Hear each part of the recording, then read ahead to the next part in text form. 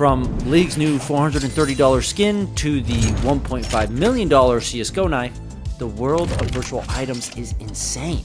Why would anyone spend so much money on a few pixels? And how could a company justify spending millions of dollars on something in a video game? Well, I have 6 reasons for why people buy virtual items, and I found the 6 most expensive examples for each reason, starting with number 1, FOMO. Now, FOMO and Fortnite have become synonymous at this point, and for good reason. In the world of fashion, there's this fear of missing out on the new fad or style, specifically in the teen years. Don't have any Jordans? Not cool. Don't have the right jeans? Squeeze me? Oh no. Fortnite is the same way. Although they aren't selling real clothes, they are selling skins for the same reason. People want to show off and be relevant. Don't have the new Avatar skins? Well, I guess you're too poor. Don't have the Goku skin? I guess you missed out that season. This fear of missing out or not being trendy has somehow made its way from the physical to the digital world. What was once a place to show off how skilled you were is now a place where you show off what you can buy. Fortnite is basically the digital Zara, a company that pumps out new looks every season, persuading the masses to buy the next new trendy thing. But the most expensive Fortnite skin still only costs about as much as a pizza. The next category is where it gets truly expensive, like the Darth Vader's mask from the original movies. In 2019, this movie prop sold for $898,000, a ridiculous sum of money, especially when you can buy one off Amazon for a couple $100. But this mask sold for almost $1 million purely because some massive Star Wars fan had the dough and wanted something rare from it. A digital example of the Darth Vader mask is the blue party hat from RuneScape. Beautiful, isn't it? At one point, this puppy was selling for $4,500. This thing is more expensive than real gold crowns I can buy online. But the reason these 8 polygons are so expensive is that the hat was only available during an event in 2001. Very few exist now, and the only way to get one is to buy it from another player. So its rarity and popularity drove the value just sky high. There are many examples of rare items in video games. An item can have a low drop rate, an item may drop only during a special event, or maybe it's just too powerful, so it's hidden on a flash drive in an employee's desk. Behold, the sword of 1,000 truths.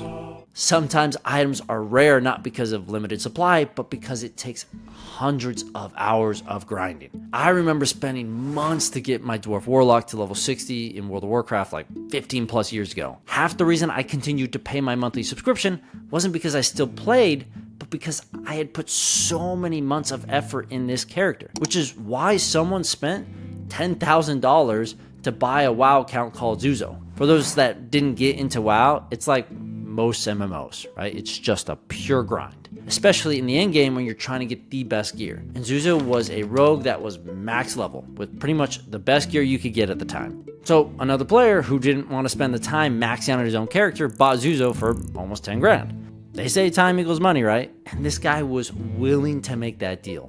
Unfortunately for him, Blizzard banned the account 5 days later. So hopefully those 5 days were worth the 10 grand. But this principle still holds true. Lots of players are willing to spend money to make the grind easier, which is natural. We pay others to do jobs we don't want to do. I don't fix my car anymore. I pay a mechanic to do it. I don't cut my own hair anymore. A barber does it. It does feel weird though to pay someone to grind a game in my mind, because video games are meant to be entertainment, right? You wouldn't pay someone to go see a movie for you or go to a football game with your friends. However, there are people who don't want to spend the time grinding, so they pay for ranked accounts on League, they buy maxed out WoW accounts, and they even pay for gold in games like RuneScape.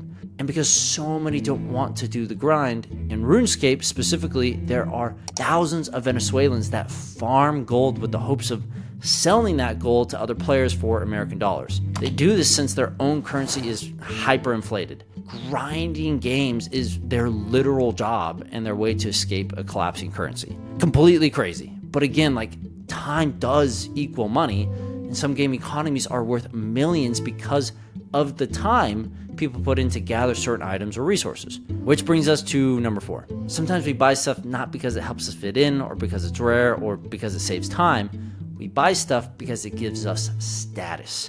For example, if you saw some dude walking down the street and he flashed a Rolex, what does that signal to you? He's rich? He's famous maybe? He's an okay ball player who spent all his money on a watch. Whatever it is, the Rolex evokes a certain feeling because it's a luxury item. It's not luxury because it's rare.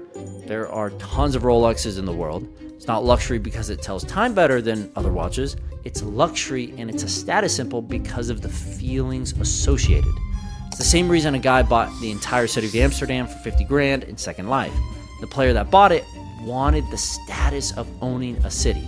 And because he bought it, Amsterdam became one of the most popular destinations in the whole game, with many newcomers visiting it first thing. And while this purchase happened in 2007, the idea behind it has not changed. People buy luxury items not because the item itself is tangibly valuable, but because of the perception it gives to others, the status it brings. And that's the key to why most people buy stuff in video games, the perception of value. We do this with even more abstract objects in the real world than we do in the digital. I mean, what the hell is this? Explain to me why this painting is worth $168 million. It does not make sense. I suck at art, and I could paint this. It's like the Mona Lisa. I saw this lady in the Louvre 5 years ago when I visited Paris. It is not special. There is way more beautiful art right around the corner, yet the room was crowded with thousands of people taking pictures of this, me included. Look at this beauty. Somehow, the Mona Lisa, of all things, is the most famous piece of art in the world, and it's purely because of the perception of economic value. It's not that the Mona Lisa is truly worth $1 billion, but because of its fame and the perceived monetary value, which is why this knife is worth $1.5 million. Is it truly special? No. There are other knives in CS2 that look basically the same. There are weapons that are bigger, stronger, more flashy. Yet this blue knife is the most expensive item because over the years, the perception of value has followed it. And now people just think it's the bee's knees. You're the cat's pajamas, man. You're the bee's knees. Bee's knees? We are social creatures. So much of what we buy is not for ourselves, but for others. To prove to people in our associated communities we are unique or powerful or successful. Video games mimic the real world because it's humans interacting with other humans just in a digital space. It's why economists can do legit economic study on human behavior using video games.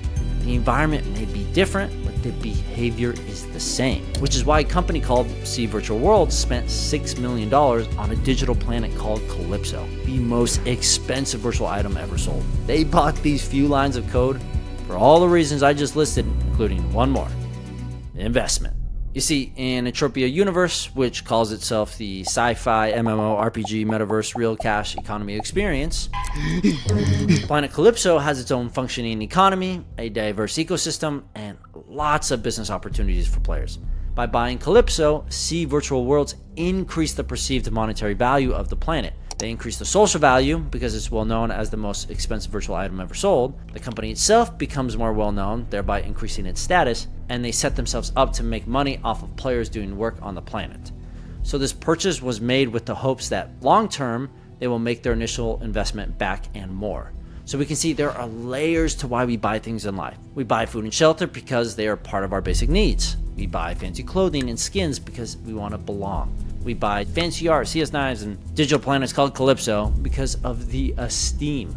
We want to feel that prestige, that feeling of accomplishment, the status, the money. It's all social and psychological. But to achieve self-actualization, the peak of Maslow's hierarchy of needs, we need to just find enjoyment in playing games, alone or with friends. The reason this virtual knife costs over $1 million is because we as humans are always trying to one-up one another, to show we have something others don't. But there'll always be something cooler or more rare or something unique around the corner. I don't think we should focus on all of these things, but instead just focus on making and playing fun games. So if you're a developer and you're building an in-game economy, nail the fun first and then the economy second. And if you're a player, don't get so hooked on trying to fulfill these needs with virtual items, but instead focus on building friendships and just having fun. That is what games are meant to be. They're meant to be fun experiences. Thanks everyone for watching, and if you haven't checked out my game Fallen Worlds, there's a demo on Steam. The page is linked below. Also, if you want to be a part of our community as an indie gamer or developer, come join our Discord. We do events a few times a month, as well as talk all things indie, including today's indie highlight, Dante's 9. JW Duth, the creator of Dante's 9, was the winner of our game jam a few months ago, and he has been hammering away at this game. I personally was blown away by the card mechanics and how fun it was even in its simple state during the jam. Awesome job, John, and I'll keep you all updated as the game gets developed. Peace.